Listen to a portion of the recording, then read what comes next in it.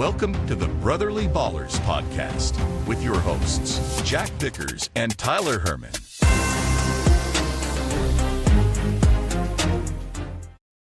Welcome in, ballers. Welcome back to another edition of the Brotherly Ballers podcast. We are going into the playoff push for a lot of people's leagues here, so we're going to be going with some key waiver pickups, a little bit of updates in a lot of our leagues and our league-specific segments, and we're going to be talking about finally getting to a treasure hunting draft later tonight. But first, Tyler, welcome us into Week 12. Oh my goodness. I don't know how the tail end of the season is upon us. Love every sound of that except for the spilling it. Kona Big Wave, by the way, absolutely delicious. Shout out to you guys. It's so good. Never had it. It's so good. Actually had some here a couple days ago and brought it to some of the softball guys. And they're like, what the heck's that Kona Big Wave? I'm like, you are absolutely missing out. It's delicious. But on to football. Excited. Week 12 is already here. Like Jack said, playoff push for a lot of individuals within the next couple of weeks. Week 12 is Bye-Mageddon, I think, is pretty ridiculous with the amount of teams that are on bye. And then you get into Week 13, no buys whatsoever. So I have no idea how NFL does their scheduling. It makes absolutely no sense. But we get a nice little reprieve next week until we get into some ridiculous people on Week 14 buys. But off we go. Yeah, makes zero sense that there's 12 teams on bye in 12 and 14, and there's none in 13. But yeah, I'm not the schedule maker. What do I know? So if you haven't already, go check us out on YouTube. We appreciate if you even just tell one person, because we're trying to get to that 150 sub mark. So if you tell somebody, and even more importantly, if you just want to comment on our recent videos, whenever you're watching this, like if you listen to this at the very beginning before we get into all of our stuff, be like, oh yeah, I should comment. Go do that now before you forget. That'd be really, really cool and help us out for next week. So without further ado, I think I'm just going to get into some of the fun stuff for the week. So we got a little segment here cooked up for all of our bizarre, crazo fun facts.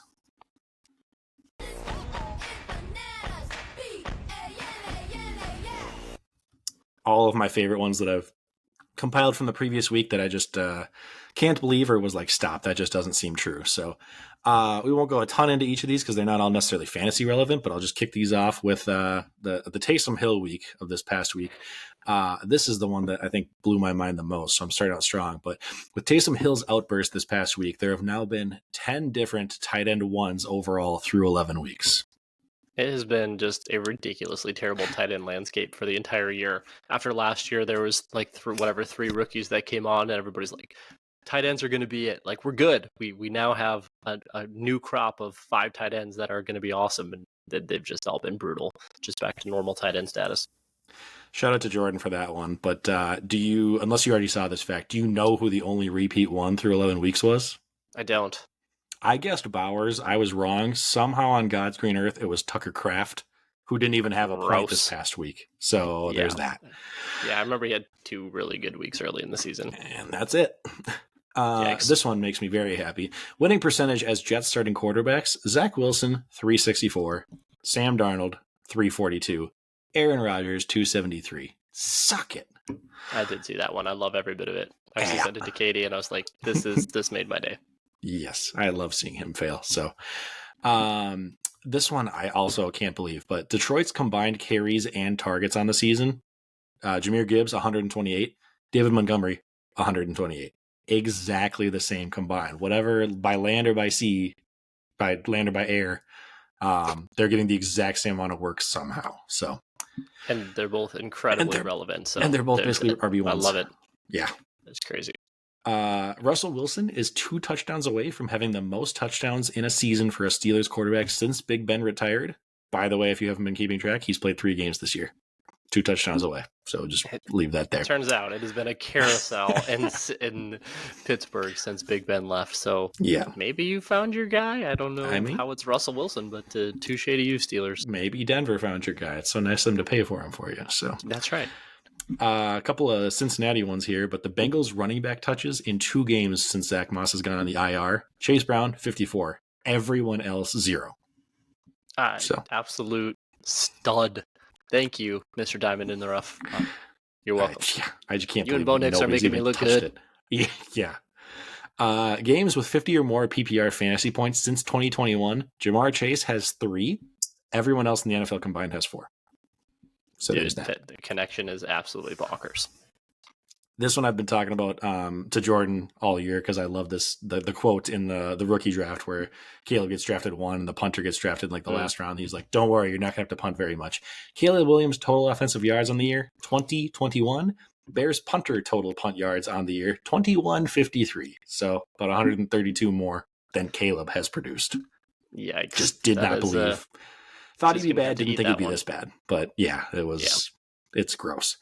I think he's also out of 38 eligible quarterbacks. He's right in between Bryce Young and Anthony Richardson at 37th for catchable ball rate percentage. That's off the top of my head, but I remember seeing that one and was like, that's not who you want to be between. Woof. And then lastly, one of my boys, Rashee Rice is still the Chiefs' leading wide receiver in yards. I can't. We're in week 12. Yeah, that is a testament to Xavier Worthy clearly being the absolute deep threat and nothing else that we expected him to be, and the really slow start that came from Travis Kelce and just how dominant she was until he got hurt. Mm-hmm.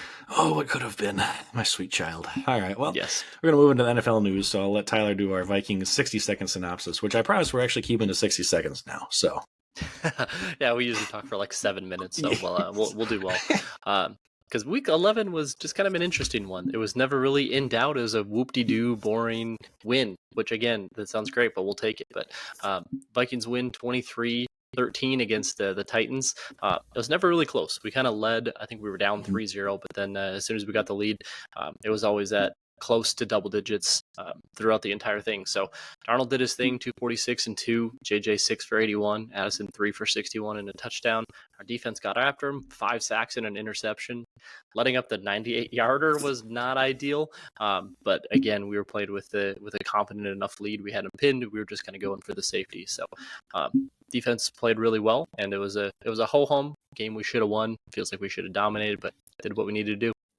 Yeah, that was my only 2 cents was I feel like for everybody feeling like the Vikings have been a letdown lately, the defense has been great. 13 or less points in 3 straight weeks now, even with them having a big shot, a 98-yarder, and they still only have 13 total. But this is now I think this is our first time in 4 weeks where we've even gotten 21 points or more, and we barely got there after we hit it 6 times to start the season. So 6 straight and then none, and then now barely got there again. So like the offense just has not been clicking against so-so teams. So great that our defense is keeping us in, but we kind of turned the corner from what was our easy stretch of schedule to now it starts to ramp up a little bit again. I mean, the Bears have been struggling, who we play week 12.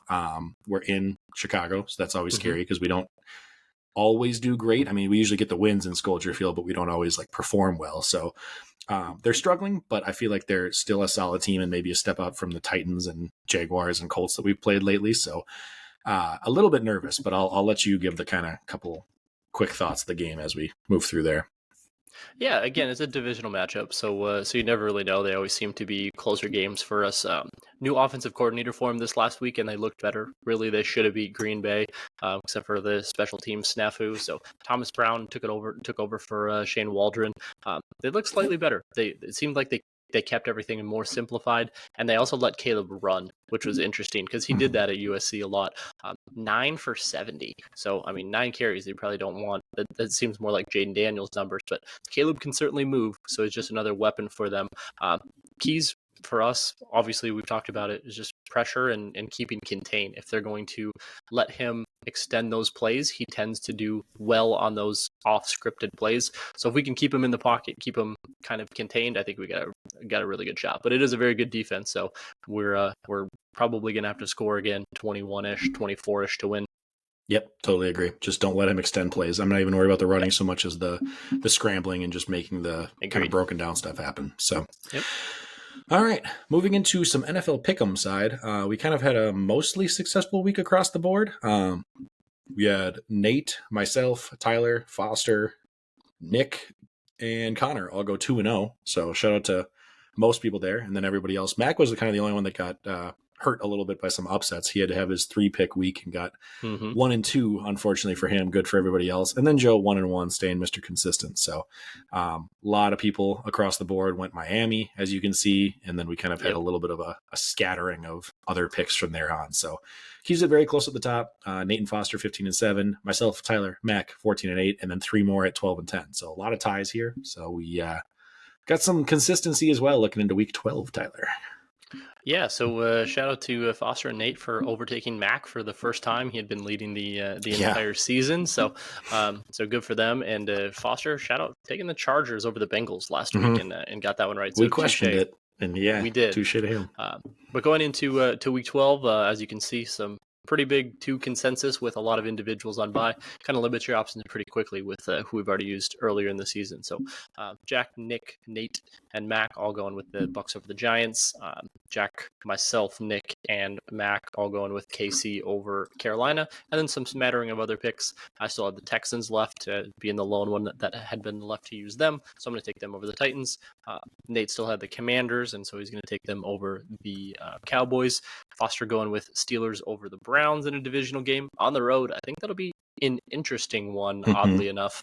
And then Foster going San Fran over Green Bay in Lambeau. Again, another interesting one. But he's nailed it the last week or two. So touche Foster if you come out ahead on that one. Still waiting on Connor's picks to come in, but I'll update those and have those ready for next week. And then Joe with the last off one with the Eagles over the Rams. Yeah, that was the only other one I thought of, but I think the Rams scare me more, obviously, than the Panthers do. So agreed. All right, well, we will move on from that. We'll see how we do. I'm hoping we can steal a game on Foster here just because he's making the spicy pick, but I'm pretty in step with Nate's pick so far, so I think he'll be safe.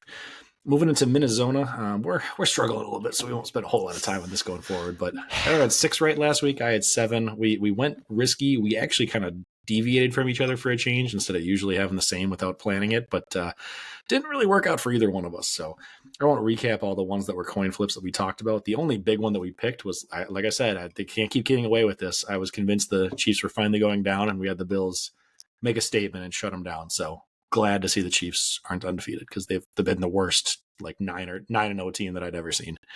Yeah, it was interesting. Most individuals got 8 or 9 right, but there was a couple individuals that somehow got like 13.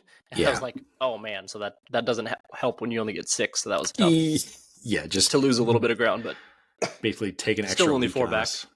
Yeah, you're close-ish at least. I'm 9 away, which I mean I've kind of been that 8 to 9 all year, so we'll see. Going into this week, it felt like a lot of layups this week. I went through the numbers, and 11 out of the 13 games with 6 teams on bye, 11 out of 13 are at 80% or more. So it's either going to be chalk week or I guess some shocks. So for now, all the easy ones, I went Steelers, Dolphins, Vikings, Lions, Bucks, Commanders, Chiefs, Texans, Broncos. Then the only 2 in the mid slate that I kind of was questioning, Packers at 45-55 versus San Fran, but it's in Lambeau, and the 49ers have just felt off, especially versus better defenses, so I'm leaning Packers here. And then Cardinals versus Seattle, 56-44. It's a division game. It's in Seattle. Seattle just kind of pulled off the big upset last week. I don't think I see them having 2 big ones back-to-back, and I've just, for whatever reason, been in on the Cardinals this year, so leaning them there as well. And then Eagles, Ravens to round it out are both pretty safe picks in my opinion, so any quick thoughts from you there? Yeah, that's definitely going to come down to really the only difference in potential coin flip is that San Fran and Green Bay game. I'm just really going to try to go whatever is against consensus with that one. And so I don't know if the name recognition of San Fran is going to lend to more people picking that one, but it is truly a coin flip. And they're kind of going opposite directions. 49ers seem to continually be hurt, and more so on the defensive side, and Green Bay is getting healthy. And in Lambeau, just one of those things you never really want to play there. So I might go Green Bay as well, but I have San Fran in there right now, but I might flip that myself. I don't blame you.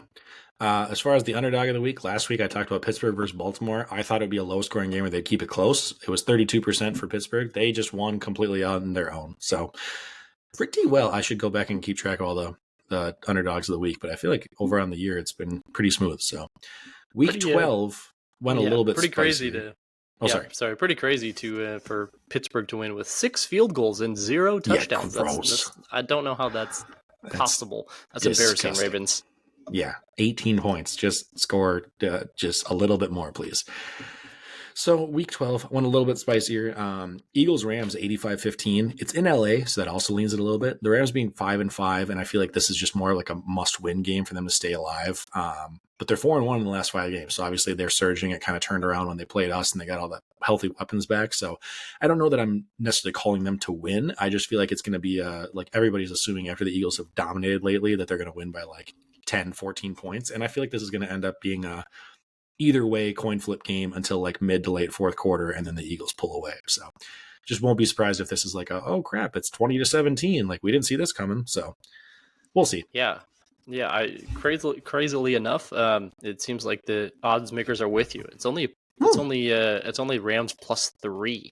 I was like, I thought that was pretty low. Okay, Again, I get to the Eagles on the road and whatnot, and like you said, the Rams getting healthier.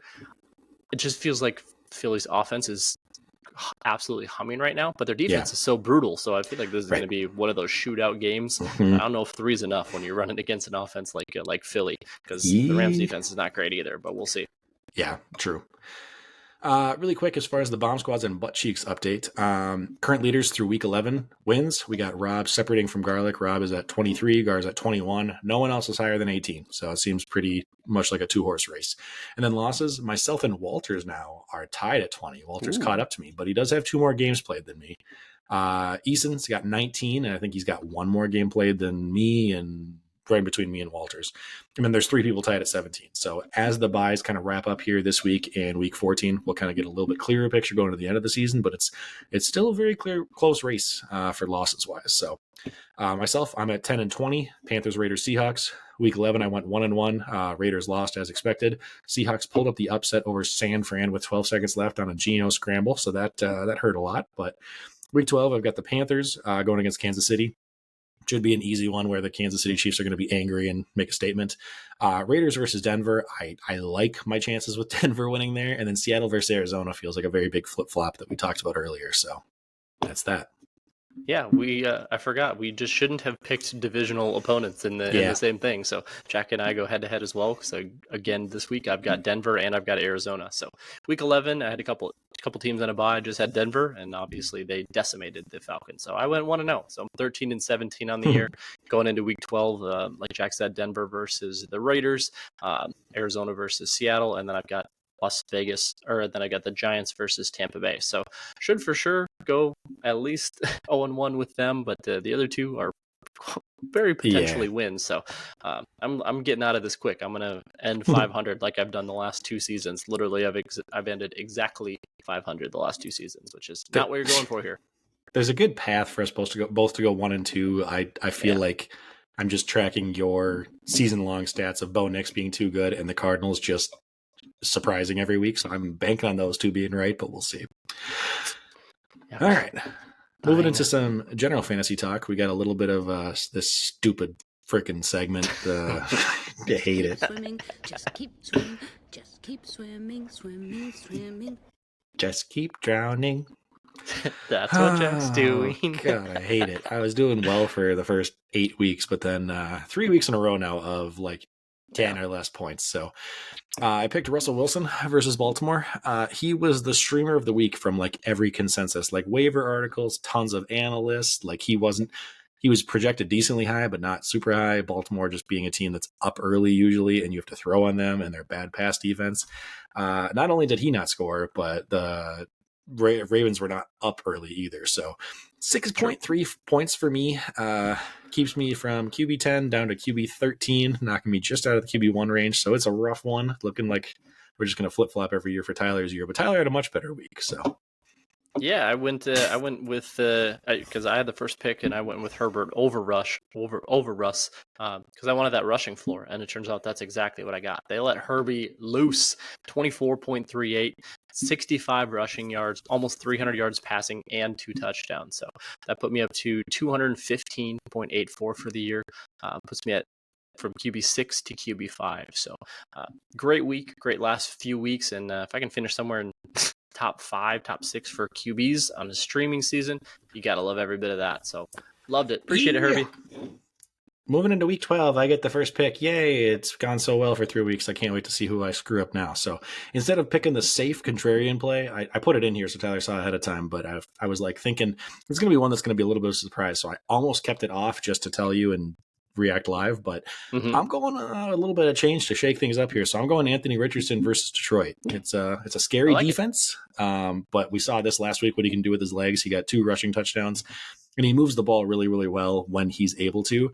I also expect him to be down very, very early and just be having to kind of take shots. So I don't think there's going to be a lot of like running on first and second downs once we hit like second quarter on. I think they're going to have to throw the ball or at least have him trying to do some game breaking play. So it could be another flop, but I mean, I've had 3 in a row. So at this point, I just need to kind of make up some ground and get back into the home run swing. So that's what I'm going with. Yeah, I love it. Honestly, I think, again, with that rushing floor there, they seem to be allowing him to run more. He ran 2 in last week as well. So, that floor is always going to be there when they get in close. You got to respect both Jonathan Taylor and him. So you always have that opportunity. So, that floor is going to be there at least like 12. It's just really almost impossible unless he gets benched again for some reason for him to get somewhere like 6, 7, 8. There's just too much. He's going to get 40 yards on the ground, just how he goes. So I like it. Mm-hmm. Cool. Yeah, for me, I'm gonna go with Geno Smith again. It's kind of a middle of the road against an Arizona team. The defense is just not great. Geno has, I think, is the second highest. The Seattle in general has the second highest pass rate over expected, which is on the season, which is not what you expect from a Seattle team. He's averaging the most passing attempts in the NFL of this year. So it's just a game where you see Seattle and you think run heavy offense. On the contrary, they're letting Geno sling it. So I'm going to go Geno Smith against the Cardinals this week. Yep, I like that one a lot. That's who I would have gone if I was not going all or nothing. So, all right, we're going to move into some ship it or skip it. So what do we got for this week, Tyler, on the burning questions? Perfect. I got 5 of them for you this week, so I'll go relatively quickly with each of them. The first one, the Dolphins will still make the playoffs. For context, they are currently 4-6. Again, they were 2-6. 2 is back. They've won their first 2 since he's been back. They're currently 2.5 games only out of the wild card. The Dolphins will make the playoffs. Yeah, God, I was going to say no on this, but I'm looking at the only teams that are above them are the Colts, who I don't believe in, and then Denver, who I probably do. But I mean, they just got to catch one team. I don't think they're catching the other 6 above them. So it seems like it's kind of Denver. Seed. Yeah, it'll be 7 kind of no matter what. So it seems like Denver or Miami. The only thing that I'm going to go with skip it on this one, just because I think the Tyreek injury also, like he's holding off on surgery until the end of the season, but I think that's going to continue to linger and nothing again. Like I'm not hoping for this, but Tua's 1 shot away from being out again. So like, I don't believe in them staying healthy enough to make a push here. I just think they're not like strong enough on all ends. So I'm going to say skip it here. Yeah, I'm with you on that one. I went through the probability check just because I'm a numbers guy and I had to know. They're only projected a 9% chance to make the playoffs. So I didn't want to give you that stat on the front because I felt like it would lead you. That would have made it really easy. But for sure. Yeah, I'm with you. I just think that Denver looks legit enough that they're not going to be able to steal that number 7 from them. And that's really their only path. So yeah, I'm with you. Next one for you, in the same vein, looking toward the NFL playoffs, the 49ers will miss the playoffs. They are currently 5-5, also 2.5 games out of the wild card, but really only 1 game back of their division, but don't have any of the head-to-head tiebreakers. Yeah, this is so tough because I've been a big 49ers, like in the current regime guy. Like I like supporting and cheering for them. So this feels like I'm trying to decide based on taking my like bias out of it. And like you were talking about before with the 49ers Packers of like not wanting to be like recent name recognition thing. I'm just looking at like, yes, they're only like a game out of their own division, but all 3 other teams are either tied or above them right now with the tiebreaker. Mm-hmm. So it's like, be one thing if you're like, okay, can they catch the Cardinals who are only a game behind, which I think that's the easy thing to say. Yes. But like you have to have just one of them, Cardinals, Rams, or Seahawks has to just go even with you the rest of the year. And I'm looking at their rest of season schedule and they got some tough games. So they do. I'm going to go ship it that they missed the playoffs here, which is going to feel crazy over some of these other teams sneaking in. Yeah, I agree. I went through the NFC West and did the same thing. 67.4% chance for Arizona to make the playoffs. 64% chance essentially for them to win the division. 22.5% chance for San Fran to make the playoffs, but only a 12% chance to win the division. So they got that outside shot at a wild card spot. But to me, their most straightforward path is the division. I don't know with who's in the NFC wild card that they're catching up to them. So to me, it's Packers and Commanders. No, didn't really make sense to me either. So I think their best path is to win the division. And I just, without the head-to-head tiebreakers and Seattle and whatnot having that head-to-head, that's going to be brutal for them the rest of the way. That was a big loss. Yeah. All right.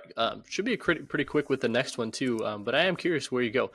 Bo Nix should officially win Rookie of the Year. we're going to my guy versus your guy type of thing. I'm going to say skip it because I think Jaden Daniels is just so much more impactful overall. I think he's had a couple of rough weeks coming off of injury, but I also think Bo Nix, while he's playing great, has the advantage of that elite defense that's helping a lot. So I'm still going Jaden Daniels at this point. I think also the NFL will probably end up voting more of like the I don't know what word I'm trying, the buzz and like the excitement and like what Jaden Daniels is. So I'm going to go with him, but I think Nix is easy, at least number 2 at this point. That's 100% correct. Prior to last week, Jaden Daniels was minus 5,000. So meaning you'd have to bet $5,000 to win $100 that he would win it.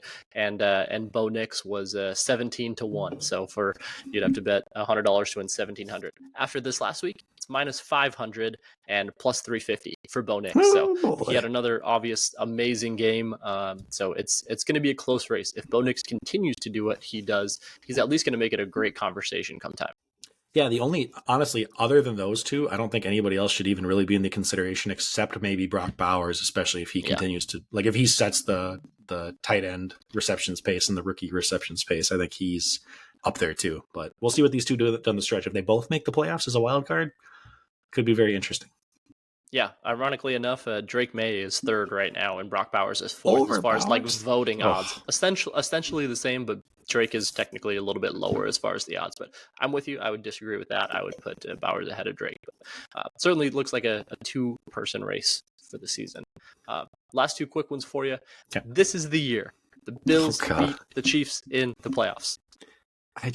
I don't think I'm going to ever believe it until it happens. So I'm going to say skip it. I think the Ravens, while the fact that they lost to them and the Bills beat the Chiefs this season, the Ravens are more set up to beat the Chiefs. So I'm going to go with them as the real chance.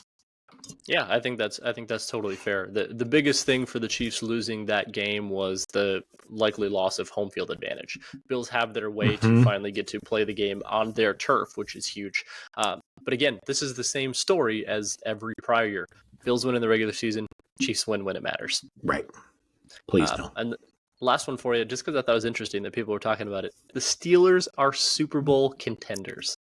I mean, they're proving it, so like I can't say like no that they're not currently doing it. I still believe it's a big 3 of Buffalo and Baltimore that are actually proving it, and then Kansas City in terms of like they are until they aren't kind of thing. So I guess they're up there, but I think I would still take the other 3 as a tier above them currently. I just don't believe their offense. Like if somebody can move the ball and score 20 plus on them, I don't believe their offense can keep up. So it's riding the defense, which is working so far, but I'm going to skip it for now. Yeah, I think that's a tough one for me as well. Is the defense is absolutely elite. Nobody's questioning that when you shut down the Ravens like you did, and if they're able to win that division and get those home playoff games, it's going to be tough. But at some point, somebody's going to break that defense, and your offense isn't going to be able to keep up. So I'm with you, but I thought it was interesting. I thought it was a fair conversation point. I can't wait for a Steelers Broncos first round of the playoffs matchup where it's like 6-3. Just going to be the most boring game I've ever seen. I love it. That'd be awesome. That's what I got for some ship it or skip it. And love it. Don't worry, I'm waiting this time. We can move into the next segment. So here, let me hit this for you, Jack. Suit up. Where's your suit? That's why. Now sit down and shut up. Diamond suited up. Give me your seat now. Where's my super suit?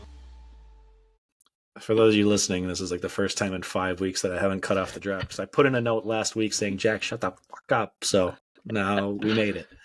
I love it. We made it. Some suit up or sit down. So I usually do about 3 each week, just some fringy kind of flex individuals. That is kind of what we're looking for.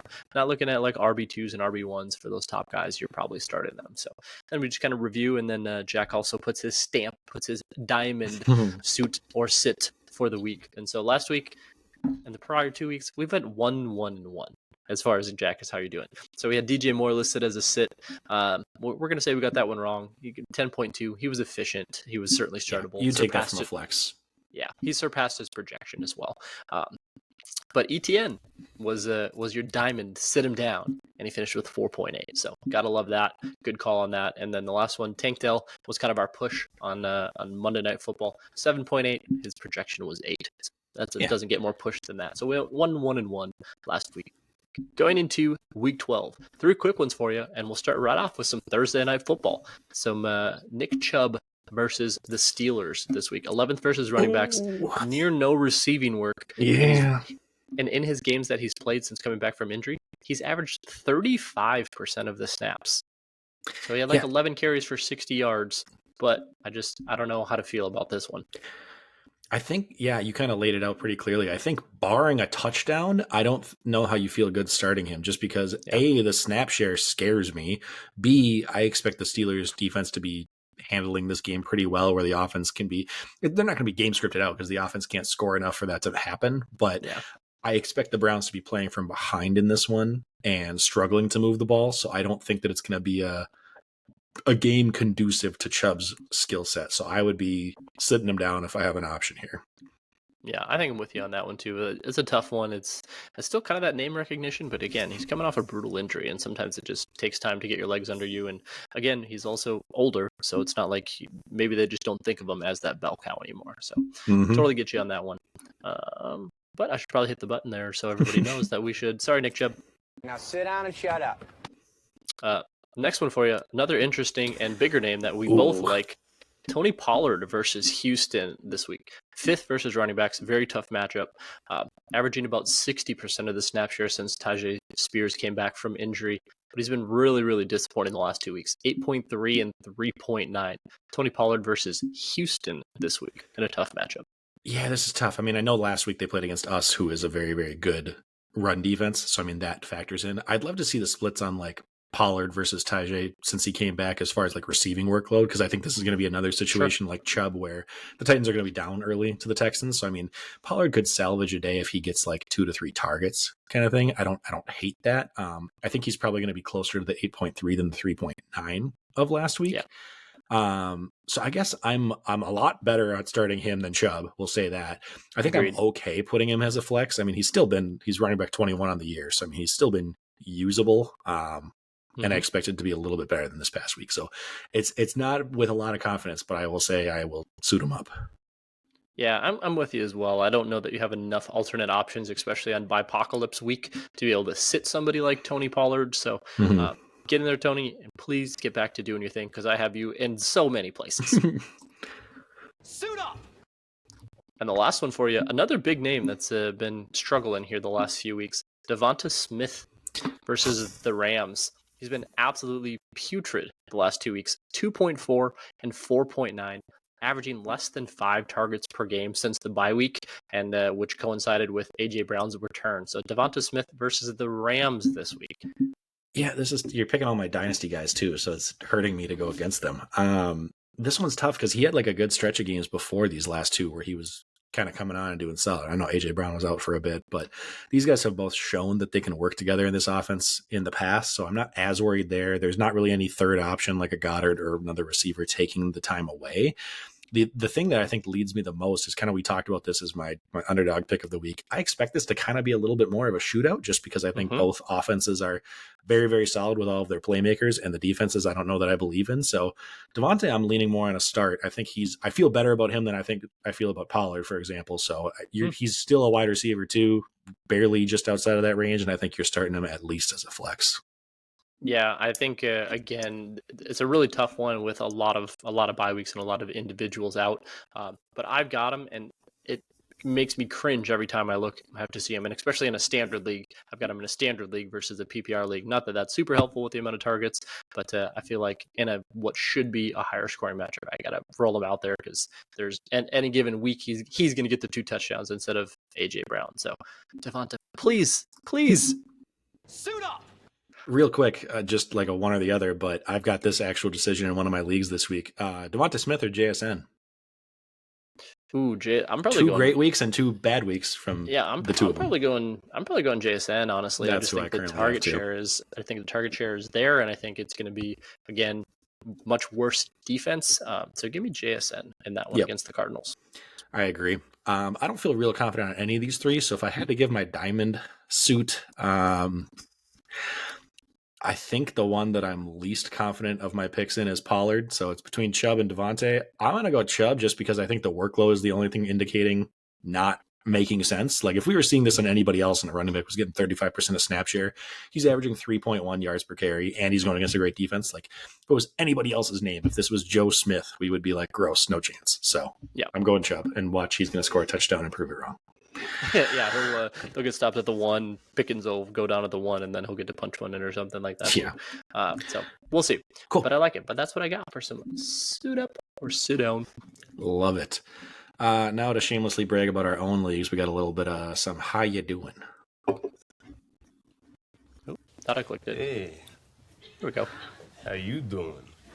So real quick about mine, I beat Al in best ball. Shout out to him in a close matchup. He was a fellow top 3 team, so that was a big win for me. Got back to winning in Taco after the undefeated season was ruined. Thanks a lot, Nate. And double win in Victoria's Secret after I wrote myself off last week. So I dropped Darnold and picked up Goff, and he had his game of the year. So I'm likely still out in our home league, but it makes it interesting, at least down the stretch.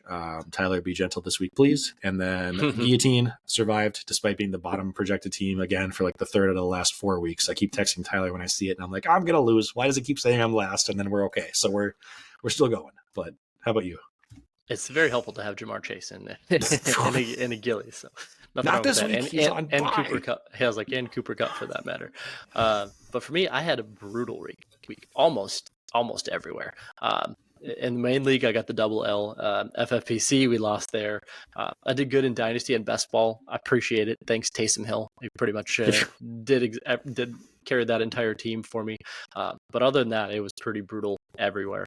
And this is the final regular season week. It's kind of some interesting last runs in FFPC. So this is the last regular season week in FFPC, and we're in like third, fourth, third. Like we're right on that teetering line of making the playoffs. The playoffs is kind of a top 4. So really need to win this week. We should be in with our points differential. But if we can win, we can lock up a 1 seed going into the playoffs. So that's what we're going for. But there's a lot up in the air. So that's the big money league. So that's the one I'm cheering for. If I lose in the rest, I will be happy to get the 1 seed in that this year. Agreed. All right, moving into our next league specific section, we got another little. I'll wait for the sound drop, but we got some Gilly. Oh, it's so clean. So, I'll rattle off the top 10 most cut players from, and this is across all Guillotine leagues, not just ours, but top 10 most cut players from last week, and then Tyler can give his quick insights and some buy looks and advice and all that. So, Deebo Samuel, Bijan Robinson, Lamar Jackson, Kyron Williams, Derrick Henry, Travis Kelce, Aaron Jones, Jonathan Taylor, Garrett Wilson, Terry McLaurin. A lot of big names, as you're going to hear every week. So, what are we thinking? Yeah, again, this is kind of the time. It's when you're going out to get these bigger names. We talked about it last week. Find that staple guy that is going to put you over the top. There's no more going to get this one guy that's going to help you for a week and spend $20, $30 on them. Don't do that anymore. You've only got 2-3 more weeks of being able to even spend money. So don't keep it in your back pocket. If you got somebody this week, there's going to be some guaranteed big names out there as we get down to the final 6-7 teams. Right. Go get your guy, because you can't take that money with you. And relatively shortly here, you're not even going to be able to spend it anyway. But look out for those guys that have been struggling. If they don't have that volume upside, I'm not going anywhere near them. Somebody like Garrett and somebody like Terry McLaurin that are prone to these struggles, they're not even on my radar. I think they're just there's somebody else out there that's going to get you enough volume, that's going to help you a lot more than those fringy guys. You shouldn't need to start fringy guys anymore. Yep, totally agree. Also, the buys become a factor here because, like, if you're picking up Garrett Wilson, for example, and he's got a buy this week, don't get me wrong, you might be able to steal him for like a cheaper amount because people aren't putting money on him. But don't go and be like, oh, shoot, I really need a wide receiver. I better go drop a ton of money on him, and it doesn't fix your problem. And then you're out next week when you could have just picked him up from the loser next week anyways. So yeah, that's kind of factoring in some of my bids where I'm like, ooh, should I bid on this guy or this guy more? And one of them has a bye week 14 and one doesn't. Like, that makes me jack up the money on the guy that doesn't have his bye left anymore. So things to think about there. Speaking of the bye apocalypses, we've already talked about, but this week has the Falcons, Bills, Bengals, Jags, Saints, and Jets out. So Bijan, Drake London, Josh Allen, James Cook, Burrow, Jamar Chase, Chase Brown, Kamara, Garrett Wilson, Devontae Adams, all gone. Hope to God you made a plan, or you've already picked up a lot of people so far. Yeah, add obviously Brees to that list as well. So it's like, Yes, but remember, survive this week because in week 13 there's no There, buys. Yay! and then all the same level of players are available again, so you can just go and do the same thing. Yeah, exactly. But yeah, survive this week. You don't need to go out and look into week 13 and 14 for bye weeks. Make sure you get through bye apocalypse, and then your team will be full strength next week. Mm-hmm. A few big notable bids from last week. Again, our waivers run tomorrow, Wednesday, when you're watching this. Wednesday. So this past week, though, we had somebody spend $273 on Jahmyr Gibbs, $224 on Kenneth Walker, $200 on Breece Hall, despite the recent struggles. Puka Nacua went for $157. Zay Flowers, $85. Tyreek Hill, $67. Chase Brown, $57. So I know, Tyler, you liked the Tyreek and Chase Brown values at the time, but a lot of the big name guys did well too. So, I mean, who knows? Yeah, it's kind of like we talked about. We got some of those middle guys that feel like big names. Like, there's no way coming into the season you could be like, I could get Tyreek for $67. Like, obviously, money gets spent out of your $1,000 throughout the year, so so it makes each dollar more valuable as you get later into the season. So Tyreek and Chase Brown still felt like steals, but Gibbs and Breece and Puka, all that cost a lot of money, did what they were supposed to do, and they likely kept you in.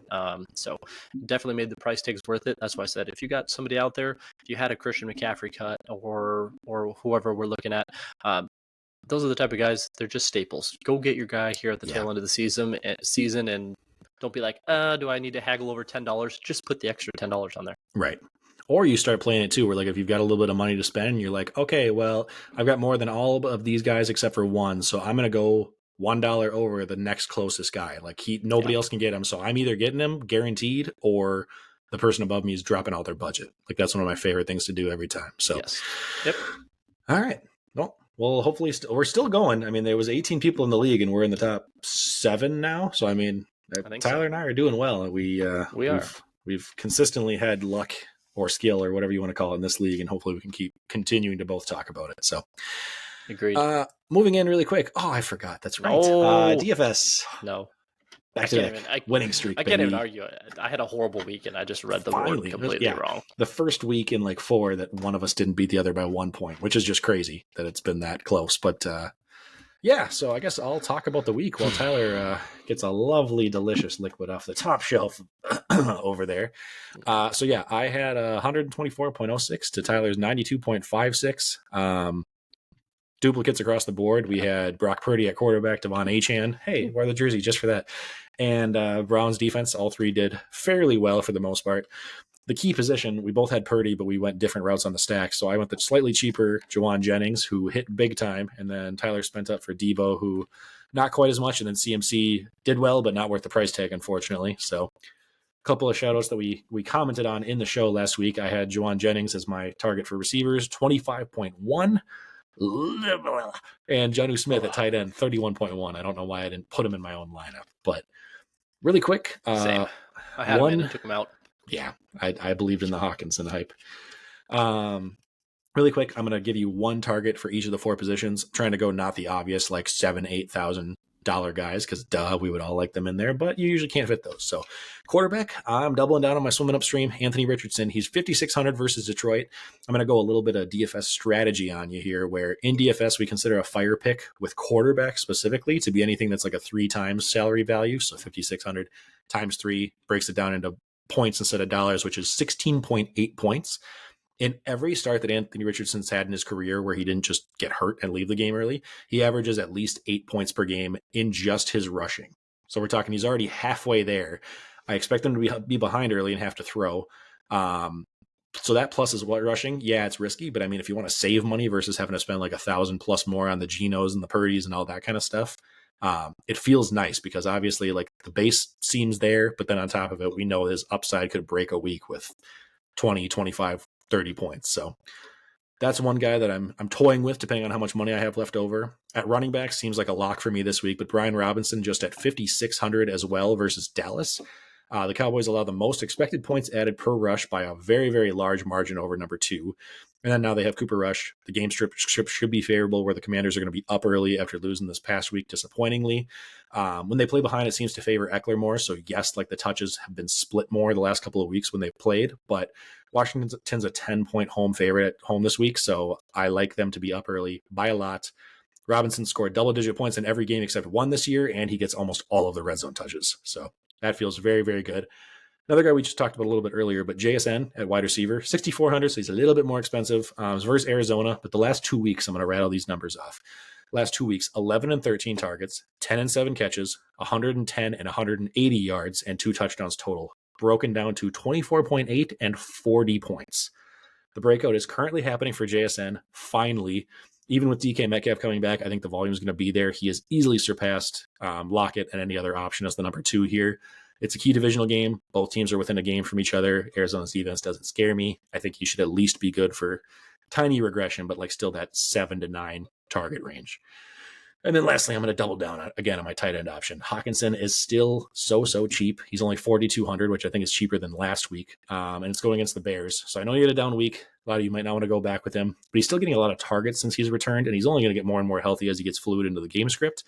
Plus, this week, the Bears' defense is pretty decent. Like their linebackers are strong. Their secondary is not too weak either. So I think it's going to be more quick passes, trying to get the ball out early to keep Darnold upright, since it seemed to work last week versus the turnover issues lately. So quick passes near the line of scrimmage. I think Hawkinson should get some solid volume, even if it's not high-end yardage and scoring upside. So those are my 4 kind of locks or targets for the savings for the week. I think you nailed it. I did it. All right. Well, moving into Dynasty Download, I have one keep trade cut for you this week, and it's because we had a write-in from a fan. So I'll toss this one out for you with my slight little addendum. But shout out to Nate. Thank you for this question. He kind of specified whether you wanted to take this redraft or Dynasty. So we'll keep it brief, but if you want to kind of just like talk 2 sides of the same coin here. But looking at rookie wide receivers, kind of looking back at what we know now versus what we wish we knew at the draft. But Brian Thomas Jr., Rome Odunze, and Marvin Harrison. We'll call it, I guess, Dynasty to start since it's the Dynasty segment. But I'm going to throw a little wrinkle in there and add Ladd McConkey too. So we're gonna take the keep trade cut and switch it to Jack's version of keep taxi trade cut. So taxi in between the trade and keep route where you want to keep him, but you're like, maybe you don't believe yet, or he's not quite as much of a locked starter thing. So Brian Thomas, Odunze, Marv, Ladd McConkey. Yeah, I don't think much has changed for me at the top, although I think Brian Thomas has certainly gotten closer to Marvin Harrison. In a dynasty world, the struggle for me is still the quarterback. Trevor Lawrence I don't know that he is good enough to support Brian Thomas being good for his entire career, whereas Kyler, I think, is always going to be that. So Marvin Harrison is still going to be the keep for me. Brian Thomas, I guess, as far as if I go like how you normally do it, I think he's honestly potentially got the most trade value because I think he's had some spike games. So I could see me putting him at a trade and then putting somebody like Rome Odunze at a taxi, because I can see him and Caleb developing, and I could see Ladd being a cut. But as far as how I would normally do it, if I just rank him kind of 1, 2, 3, 4, I'd go Marvin Harrison, Brian Thomas. I think personally, I would rather take Ladd than Odunze, just because, again, the quarterback thing, I think they're starting to unleash Justin Herbert more and let him throw more. I said it maybe a week or 2 weeks ago. First half of the season, they were like 38% in neutral pass rate, and those last 2 weeks, they're up to like 62% in neutral pass rate. So they're letting him run, they're letting him control the offense and throw it more, and getting away from the Jim Harbaugh is going to run the ball down your throat type of thing like that. And they've won, and they've played on the back of their defenses. So I'd rather be tied to Justin Herbert. So I'm going Marv, Brian Thomas, Ladd, Rome. Yeah, that's fair. I think Rome, I'm finding out, is like a very strong buy low candidate for me because he's starting to get the work. And I think it was the first time that a Bears receiver in like a season and a half was like the 30% target share or something like that. So I think it's going to be a long-term plan. I don't think Keenan Allen's long for the league anymore. And I think DJ Moore is probably going to end up being out or like an afterthought. So Rome was still a top 3, like consensus tier above rookie wide receiver for a reason. And I think everybody's a lot more down on him than the other two, Brian Thomas and Ladd. For me, it comes down to Ladd McConkey versus Brian Thomas as far as like long-term. So that's kind of the interesting discussion. Just for the sake of not repeating most of the stuff you said, I'll look at this more from like a redraft, like rest of season thing. Like you talked about with Brian Thomas, I'm very scared without even Trevor Lawrence, despite how bad he was playing. So I think him and Odunze are the current bottom two for me. I might even put Brian Thomas as the lowest in redraft rest of season because of that. Just because Odunze is seeming to stream upwards a little bit. But either way, I think it's probably like Brian Thomas 4, Odunze 3. Right now, Ladd is kind of on the up and up where you can make a case that he would maybe be the better starting candidate currently than Marvin Harrison. Like if you're in like a win now, getting into the playoffs type of situation, I don't hate leaning his way. I mean, we believe Marvin Harrison long-term, but I think Ladd is such a focal point on this offense where the Cardinals have Trey McBride. They have James Conner doing super well. And Ladd has like Quentin Johnston, depending on whether he decides to catch a touchdown that week. So I'll go spicy a little bit and say Ladd McConkey currently for a redraft rest of the season, I'm higher on. So for the reasons you mentioned, Dynasty makes a lot more sense to not go that way, but just to toss out the redraft point of view on that side. So yeah, I think it's totally fair. Again, when you're in season here in redraft and whatnot, you're in Dynasty, you're chasing, okay, hey, longevity, I'm looking at quarterback, and hey, who's producing now in redraft? And again, who's going to be the focal point? Who's going to get that volume right now? And who's going to help you on? And what teams are looking the best? And I'm with you. Right now, the best of this bunch is Ladd. Yep. All right, good. I feel better. So yeah, Nate, thank you for that question. If anybody has any more and you want to hear those for your own Dynasty teams or whatever, let us know and we'll toss those out. So without further ado, we're going to get to this because, by God, we're finally getting to this draft. But we're moving into the draft segment really quick. We won't make it super long, but awesome. Recapping from like 3 weeks ago, the best pump up and walk up songs. Tyler won the Taco Group Me. I won the Victoria's Secret Group Me. Facebook, there wasn't a lot of turnout. I'll give it a 2-1 to Tyler because Katie basically made the case for both teams, so I didn't know where she landed. But overall, Tyler won the total for votes on the Friends side, and then I won a close one on the Reddit side. So not a lot of spicy reasons or anything. I think this just kind of came down to which side you took the category on of how you went, because everybody was very clear one or the other. So it was fun, but I might need to make them more clear in the future. So this brings the season total, the Friends category, I'm up 3-2, and the Reddit category 3-2 also. So we're basically neck and neck at this point. So finally, moving into this week's topic, we're going with fictional characters to help you find a lost treasure. And the reason I made it such a wordy, long title instead of just treasure hunters was because we didn't want to be defined by people that aren't treasure hunters. If you think that they would be good for whatever reason because of what they do in their world, great. That's what we're going to go with. So whether it's a team of 4 working together or just 4 individuals, that's kind of how I went with. I don't really care how they play nice with others, but that's what we're going with. So Tyler, any questions before we kick this off? No, that's how I went as well. I'm like, okay, who are the best people to help me find a treasure? And if you guys want to slit your throats on the way there, go for it. But I'm gonna say you guys are gonna help me out the best. I'm the mediator. I'll keep you guys all in line. Yeah, exactly. All right, so perfect. I'm going with individual ones here, and I do have the first pick. I had to check back because we've gone so long since we've done a draft. But first pick, I'm going to go with the easy one. I'm not going to have a whole lot of debate into it. But if you're thinking treasure hunters and people finding lost arts and everything like that, I'm going with Indy. So Indiana Jones, number 1, leading the crew. Put him on the board. Yeah, fair enough. Nothing wrong with that. That was the easy one for you. So I will give you that one. For me, I'm going to take some of the best movies of all time and somebody who's just chock full of that history knowledge. And I hope we're finding it somewhere within maybe the U.S. is what I'm going with. So give me some Nicolas Cage. Give me a little bit of national treasure. Benjamin Gates. I think that. Okay, I was waiting for the name. I'm like, oh yeah, that's a solid one. And then just in case we end up out at sea, I want some Captain Jack Sparrow because I don't even care if there's anybody else one, but I wanted that one too, just because I want him on my team. And anytime you can have Johnny Depp on your team, you absolutely pick that. Yeah. Anytime you can have Jack Sparrow, you definitely do that as well. So I'm going to take some Benjamin Gates and Jack Sparrow. Yeah, that's fair. I thought I would get that one on my comeback here because you hope he has a compass, because if he doesn't have the compass point his way, then they can get a little off the rails. But it's a very interesting dynamic. It will be fun. Too, so it will be fun. Exactly. Yes. All right. Perfect. Well, I'm just going to take my, I guess, like boring ho hum easy, my number 2 pick, because it's just the female version of Indiana Jones. So I'm going to go with Lara Croft, because she's there, and she was my alternates were the 2 that you already took. So I'm going to go with her as the pairing for Indy. I think they're both going to be serious business, just like get to the task at hand, and there's going to be no fun involved. So after her, I guess it's kind of more up in the air, because I'm out on any other people who actually hunt for treasure. It's just people that seem like they would do well. So give me a little Sherlock Holmes, because I think he'll at least be able to put some plans together. If there's okay, good, I feel better. I think if there's clues involved, if there's riddles of like trying to figure out how to get to the next thing, he'll be able to deduce what the plan is. So that's exactly where I was going. So that was a perfect one for you. So in the same vein, I'll just take one who's not quite as not quite as good with the social cues, and I will go some Sheldon from Big Bang Theory. I knew you were good. I literally thought back to our escape room draft, and I was like, why do I feel like he's going to take Sheldon again? There's logic involved.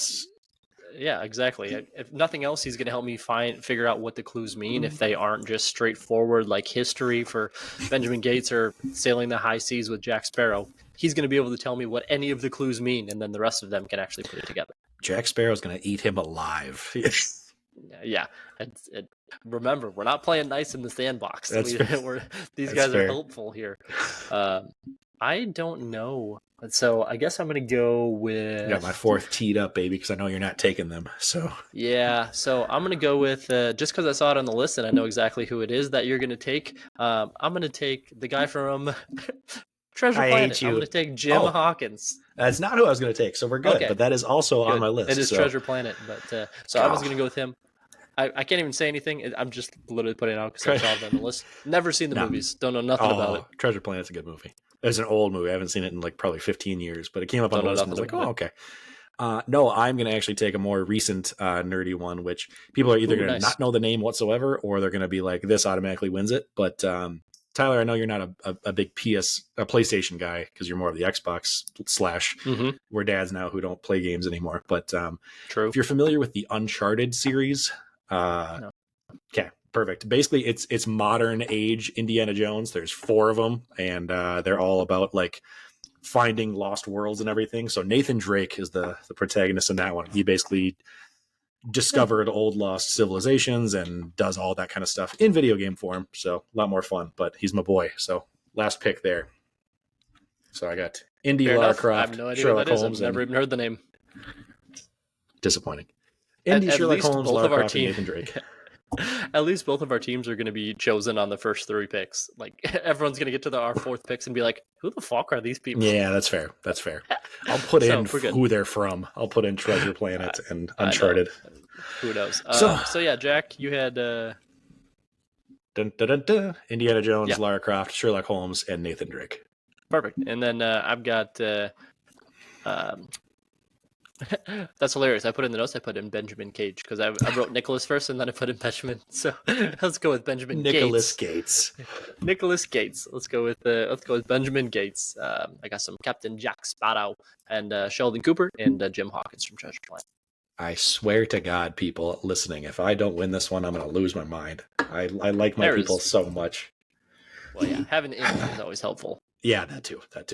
Cool. All right. Some people like Lara Croft, but I was like, I've never seen any Lara Croft movies. Oh, Angelina Jolie. Oh. Well, I know believe me, I know who it is, but I've never seen it. I digress. All right. Well, we got a few options here for the next one. I tossed a couple new ones in. So if you have any pick for the next draft, whenever we get to it, I'll let you make the call. Oh, goodness. I have no idea. I've run the last few, so you can pick this one out. I am going to go with best crime movies. That one's been on there for a while and we haven't done it. So just, whether best favorite, whatever you want to call it, but we're going to go best crime themed movies. So let us know your picks for that next week if we get to it. We actually have figured out the formula here. We're under an hour even with the draft. So look at that. So we won't take up too much more time. We'll wrap things up. Thank you guys for sticking with us this long. Let us know if we have any egregious misses on the draft here, or if you agree or disagree with any of our takes. Comment down below and help us out there. We'll be coming back to you next week with some Week 13 stuff and pushing in more to the playoffs. Shout out to our friends of the show, MinneZona Sports. And Tyler, take us away. Hey, appreciate all the listens as well. Hit that sub button if you're enjoying us. You guys have been great. Very appreciative of all the likes and comments that we do get on a weekly basis. So it's fun to do some of the fan interaction stuff. So keep it coming. But appreciate the listen as always. Until next time, Pod Squad. Peace out. See ya. Thank you for listening to the Brotherly Ballers podcast. Check out more content on youtube.com/@thebrotherlyballers.